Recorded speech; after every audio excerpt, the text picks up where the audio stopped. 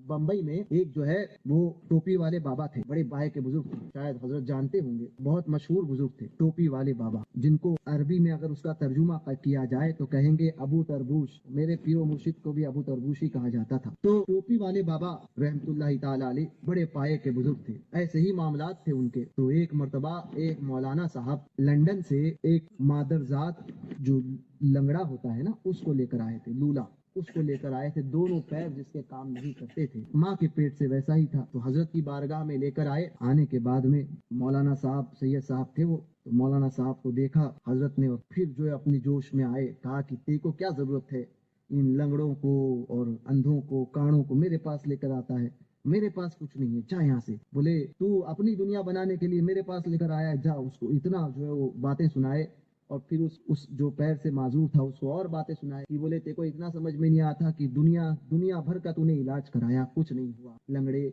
अब मेरे पास आकर जो है डॉक्टर तेरा इलाज नहीं करा पाए तो मैं तेरा इलाज करा पाऊंगा? लंगड़ा है तो लंगड़ा ही रहेगा, जा यहाँ से। अब जाहिर सी बात है कि जब कोई किसी के ऊपर कुछ मामलात होते हैं, अब उसको उसी चीज से याद किया जाए तो फिर वो उस पर क्या गुजरती होगी, है ना। मगर कहते ये है ना कि औलिया या कामिलीन का मामला ये होता है कि उल्टे ही चाल चलते हैं दीवान गाने, क्या बात, बेशक बेशक। आंखों को बंद करते हैं दीदार। तो ये सारे मामलात औलिया या कामिलीन, समझे।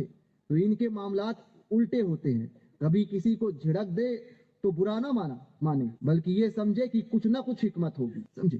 तो ऐसे ही बुजुर्ग थे, तो उन्होंने झिड़का, बोले तू लंगड़ा, तेरा क्या होने वाला है, कुछ नहीं होगा। डॉक्टर जिसको अच्छा नहीं करे, इंग्लैंड का डॉक्टर अच्छा नहीं कर पाए और आया हिंदुस्तान में बंबई में मेरे पास, भाग यहाँ से। अब वो जाने को कहाँ से, अब वो तो जारो कतार रो रहा है, हिचकियां नहीं बन रही है। सोचा था, होता है ना, अंधा क्या चाहता है, दो आंखें। मगर पता नहीं कि अच्छा, बुजुर्गों के बारगाह में भी मामलात होते हैं कि औलिया या कामिलीन देखते हैं कि जिसके लिए जो बेहतर होता है ना, अल्लाह पाक उसको वो अता करता है, और इसको जिसने समझ लिया वो दुनिया में कामयाब हो गया जी।